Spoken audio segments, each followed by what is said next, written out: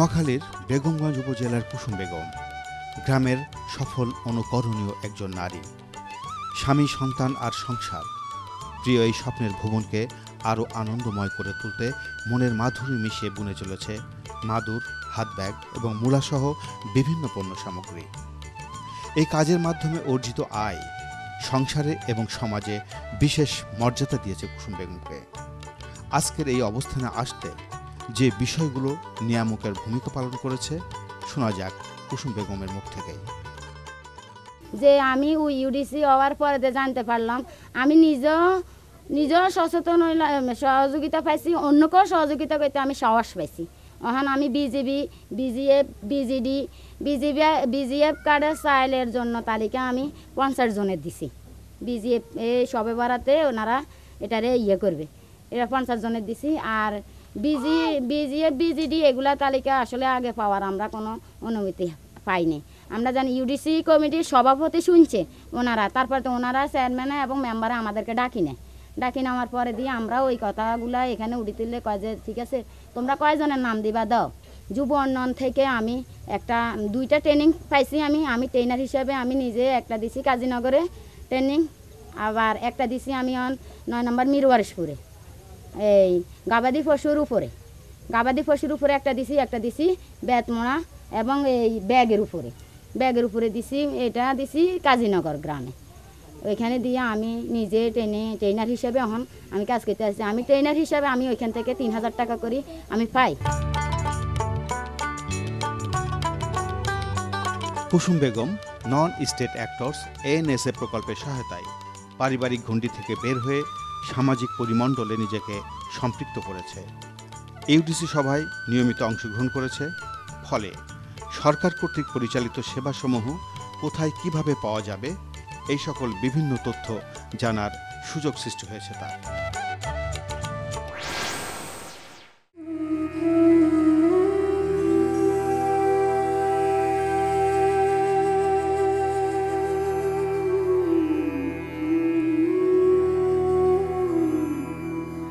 সংসার সমুদ্র মাঝে অনিশ্চিত জীবন, স্থায়ী ঠিকানা কোথায় জানা নেই। বাপদাদার ঠিকানা ছিল একসময়।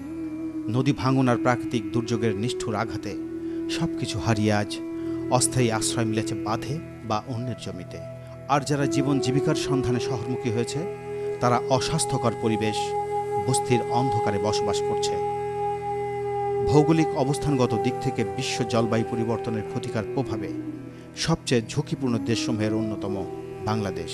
তার উপর মাত্র 1,47,570 বর্গ কিলোমিটার আয়তনের এই দেশে প্রায় 16 কোটি মানুষ বসবাস করছে, যার অধিকাংশের জীবন জীবিকা দরিদ্র সীমার নিচে রয়েছে।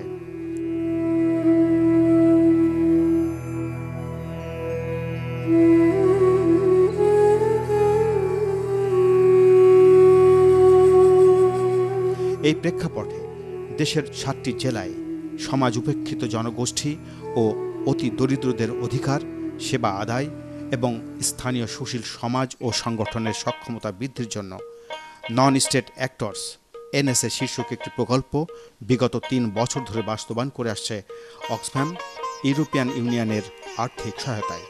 উদ্দেশ্য হচ্ছে নাগরিক অধিকার বিষয়ে সচেতনতা বৃদ্ধি, স্থানীয় সরকার প্রশাসনের বিভিন্ন উন্নয়ন কর্মকাণ্ডে সম্পৃক্তকরণের মাধ্যমে সক্ষমতা বৃদ্ধি, যুব উন্নয়ন অধিদপ্তর, সমাজসেবা অধিদপ্তর, মহিলা অধিদপ্তর সহ বিভিন্ন সরকারি ও বেসরকারি সংস্থা কর্তৃক পরিচালিত আইমূলক প্রশিক্ষণ কার্যক্রমে সদস্যদের সম্পৃক্ত করতে তালিকা প্রস্তুতকরণ এবং নীতি নির্ধারণী পর্যায়ে স্থানীয় সফলতাগুলো তুলে ধরার মাধ্যমে নীতি পরিবর্তনে উদ্বুদ্ধ করা।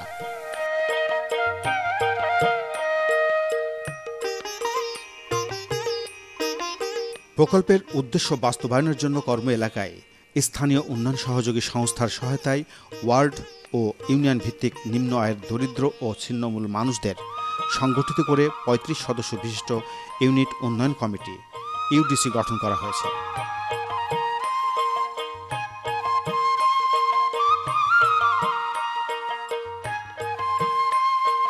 দেশের চট্টগ্রাম, নোয়াখালী, লক্ষ্মীপুর, শরীয়তপুর, দিনাজপুর, কুড়িগ্রাম এবং নওগাঁ জেলায় 153টি ইউনিট উন্নয়ন কমিটি গঠন করা হয়েছে, যার মোট সদস্য সংখ্যা 5,355 জন।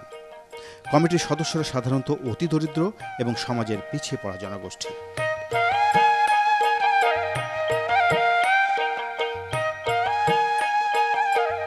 সে কারণে প্রতিটি ইউডিসিতে 8 জন করে মোট 1224 জন নন স্টেট অ্যাক্টরস এনএসএ সদস্যকে সম্পৃক্ত করা হয়েছে।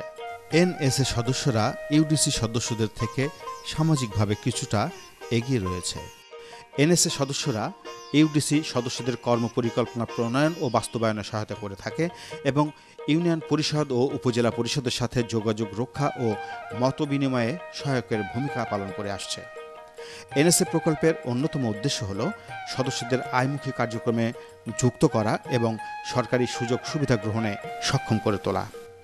এই উদ্দেশ্য বাস্তবায়নে প্রকল্পের শুরু থেকে ইউনিট উন্নয়ন কমিটির সদস্যদেরকে নিয়মিত মাসিক সভার মাধ্যমে আয়মুখী কার্যক্রমে উদ্বুদ্ধ করা হয়েছে।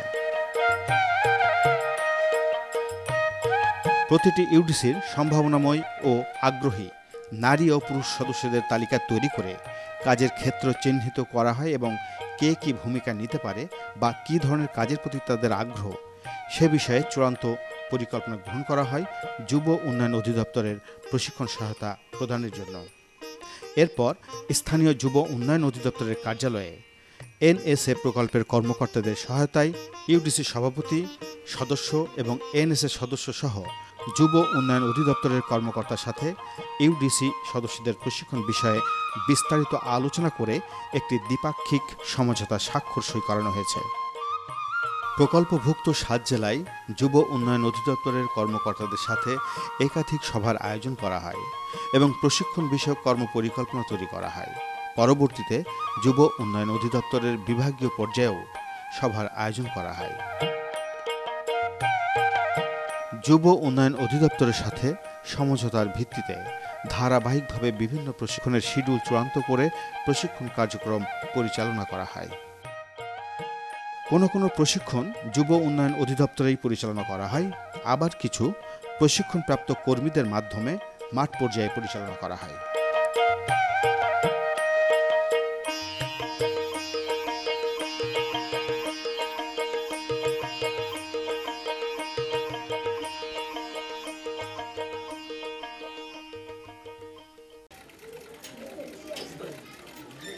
বাংলাদেশের 1/3 যুব সম্প্রদায়কে প্রশিক্ষণ এবং ঋণদান প্রকল্পের আওতায় নিয়ে আসা সরকারের একার পক্ষে সম্ভব নয় বিধায় বেসরকারি স্বেচ্ছাসেবী যুব সংগঠনের সহায়তা আমরা নিয়ে থাকি।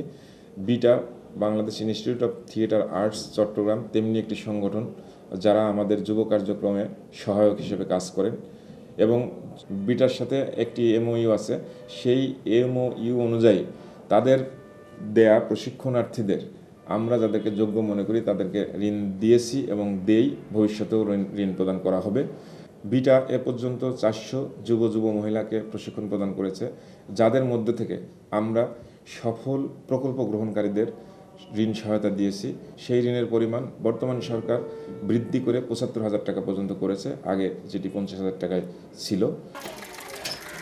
প্রশিক্ষণ শেষে ইউডিসি সদস্যরা যুব উন্নয়ন অধিদপ্তরের চলমান ক্ষুদ্র ঋণ কার্যক্রমের সহায়তায় ঋণ গ্রহণ করে বিভিন্ন ধরনের আয়বর্ধনমুখী কাজে বিনিয়োগ করে জাতীয় উন্নয়নে অবদান রাখছে, পাশাপাশি নিজেরাও লাভবান হচ্ছে।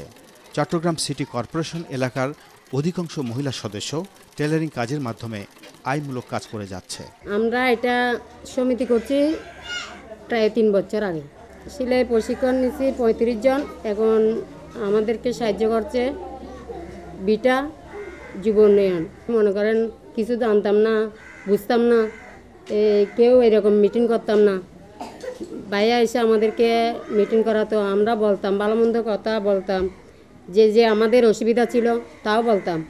আমাদের এখানে ড্রেনের অসুবিধা ছিল তাও বলছি, এখানে পানির অসুবিধা তাও বলছি। তারপর আমাদেরকে একটা সুযোগ দিচ্ছে আর কি।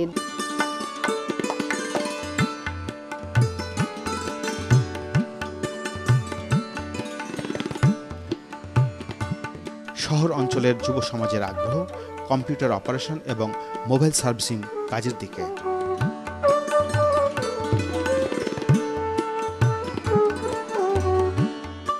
মেধাবী শিক্ষার্থীরা যারা এসএসসি পরীক্ষার পর একটা যথেষ্ট সময় থাকে, আমি কি করলাম, প্রায় 20 জন শিক্ষার্থীকে নিয়ে যুব উন্নয়নের অফিসে গিয়ে বললাম যে আমার এলাকার কিছু ছেলে মেয়ে তো আপনার এসএসসি পরীক্ষা দেওয়ার পর আপনার বেকার, তাদেরকে একটা প্রশিক্ষণের ব্যবস্থা করেন। তিনি বললেন আচ্ছা ঠিক আছে, তুমি একটা নামের তালিকা দাও, তারপর আমরা তোমাদেরকে মোবাইল প্রশিক্ষণটা দেওয়াবো। তারপর এক মাসকালীন একটা মোবাইল প্রশিক্ষণ দেয়। ওই মোবাইল প্রশিক্ষণ আমি নিজেও মোবাইল প্রশিক্ষণ ট্রেনিং নিয়েছি, এখন আমি নিজে কাজ করতে পারছি। এনএসএ প্রকল্পের লক্ষিত প্রান্তিক ও উপেক্ষিত এই সকল দরিদ্র জনগোষ্ঠী বিগত 3 বছর ধরে ধারাবাহিকভাবে সংগঠন বিনির্মাণ, নিয়মিত যোগাযোগ, প্রশিক্ষণ ও প্রচারাভিযান কার্যক্রমে আজ সচেতন হয়েছে। অসম আর্থসামাজিক অবস্থার উন্নয়নে কমিউনিটি ভিত্তিক কর্মপরিকল্পনা তৈরি করে তা বাস্তবায়নের পথে এগুচ্ছে। বিটার বিভিন্ন প্রোগ্রামে গিয়ে আমি যেটা বুঝেছি যে ওনারা দরিদ্র জনগোষ্ঠীকে নিয়ে কাজ করেন, যেটা দরিদ্র জনগোষ্ঠীকে সচেতনতামূলক এবং বিভিন্ন প্রশিক্ষণমূলক কাজ ওনারা করে থাকেন।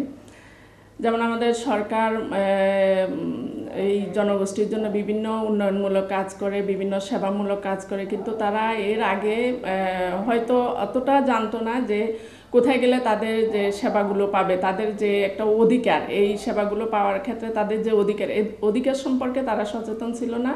পাশাপাশি তারা আসলে অনেক ব্যাপারেই তাদের ভিতরে সীমাবদ্ধতা ছিল, তাদের জ্ঞানের হয়তো সীমাবদ্ধতা ছিল, জানার সীমাবদ্ধতা ছিল তাদের। তো সেই জিনিসগুলো যে বিটার সাথে কাজ করাতে তাদের আমি মনে করি অনেকটাই দূর হয়ে গেছে।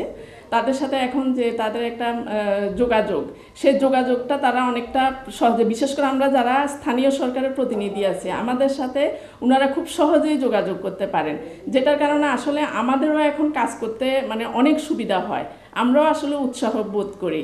অনেক সময় যেটা দেখা যেত আগে, আমরা বয়স্ক ভাতা, যেমন চট্টগ্রাম সিটি কর্পোরেশন এলাকায় আমাদের যেই সরকারের যেই সামাজিক নিরাপত্তা বেষ্টনীর আওতায় যে কাজগুলো হয়ে থাকে, যেমন বয়স্ক ভাতা, প্রতিবন্ধী ভাতা, তারপরে মাতৃত্বকালীন যে ভাতাটা, অতি সম্প্রতি আরেকটা ভাতা যুক্ত হয়েছে, যেটা হলো কর্মজীবী শিশুদেরকে একটা ভাতা। কর্মজীবী শিশু বলতে এখানে শিক্ষার্থী যারা স্কুল গোয়িং, তাদেরকে একটা ভাতা দিয়েছেন সরকার সম্প্রতি, সেটাও আমরা আসলে এই জনগোষ্ঠীর জন্যে সেটাও আমরা দিয়েছি। তো এই যে ভাতাগুলো দেওয়ার ক্ষেত্রে অগ্রাধিকার নিশ্চিত করা, সেটা আগে আসলে আমাদেরও অনেকটা সমস্যা হয়ে যেত, কিন্তু এখন এই প্রান্তিক জনগোষ্ঠীর সাথে আমাদের যোগাযোগের কারণে এই বাছাই প্রক্রিয়াটা, যে বাছাইটা করতে হয় এই ভাতাগুলা দেওয়ার ক্ষেত্রে, সে বাছাই প্রক্রিয়াটা আমাদের জন্য অনেক সহজ হয়ে গিয়েছে। বাংলাদেশের গ্রামীণ জনপদের নারীরা নিজেদের যাবতীয় কার্যক্রম এতদিন পারিবারিক গণ্ডির মধ্যে সীমাবদ্ধ রেখেছিল। বর্তমানে সমিতির মাধ্যমে নানা ধরনের কর্মকাণ্ড বাস্তবায়ন করে মানুষ হিসেবে নারী পুরুষের সমতা নিশ্চিত করতে সমর্থ হয়েছে এই সকল নারীরা।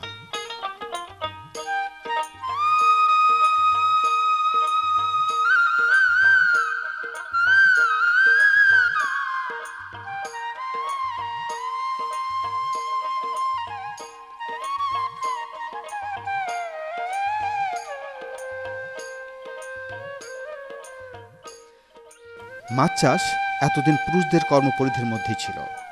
এখন ইউডিসির পুরুষ সদস্যদের পাশাপাশি নারীরাও মাছ চাষে নিজেদেরকে সম্পৃক্ত করেছে। এই নারী সদস্যরা যেন এখন গ্রামে আইডলে পরিণত হয়েছে। এদের দেখে অনুপ্রাণিত হচ্ছে অসংখ্য মহিলা।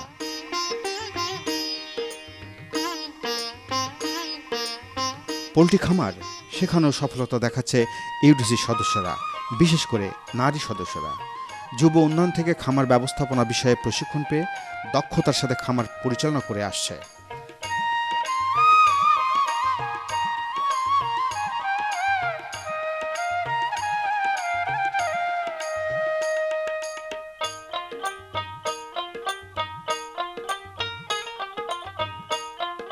আগে তো আমি বিটাতে জড়িত হওয়ার আগে আমি বেকার ছিলাম। যেমন এখন আমি বিটার যখন বিআইটিভিতে মিটিং ছিল, মিটিংয়ে নবী স্যার বলছে যে বেকার মহিলারা কোনো কাজ করো। তারপরে আমি হাঁস মুরগির উপরে একটা প্রশিক্ষণ নিলাম। প্রশিক্ষণ নেওয়ার পরে আমি মুরগি পালা শুরু করলাম। মুরগি পালা শুরু করার পরে আমার ছেলে মেয়েদেরকে পড়ালেখার খরচ আমি নিজেই চালাতে পারি। আগে তো আমি বেকার ছিলাম, হইলে খরচ চালাইতে অনেক কষ্ট হয়েছে। এখন আমি নিজেই খরচ চালাইতে পারি। আমার বড় ছেলে সিভিল ইঞ্জিনিয়ার পড়ে এই লক্ষ্মীপুর কলেজে। এখন তার পড়ালেখার খরচ চালানো যায়। আমি একটা কম্পিউটার ল্যাপটপ কিনছি 37,000 টাকা দিয়ে। এবং আমার খরচ টরচ, আমার 2 মেয়ের পড়ালেখার খরচ, এক ছেলের, আমি নিজেই চালাইতে পারি এখন।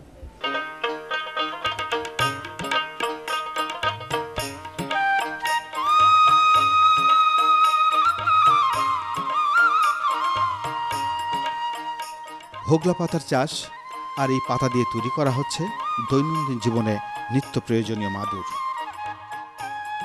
সমিতির সদস্যরা দলগতভাবে তৈরি করছে বিভিন্ন মাপের মাদুর। এদের কর্মচাঞ্চল্য আর আয় রোজগারের পরিমণ্ডল যেন এক উৎসব মুখর পরিবেশ সৃষ্টি করেছে।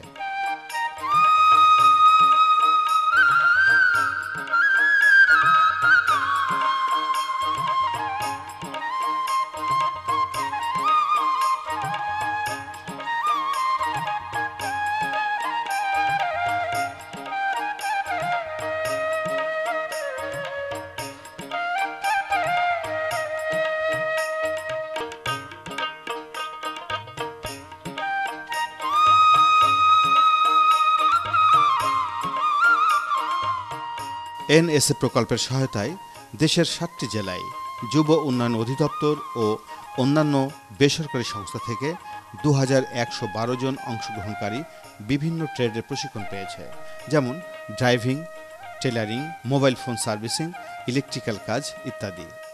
180 জন ক্ষুদ্র ব্যবসায়ী হিসেবে প্রতিষ্ঠিত হয়েছে, যেমন গাভী প্রতিপালন, মৎস্য চাষ, সবজি উৎপাদন এবং মাদুর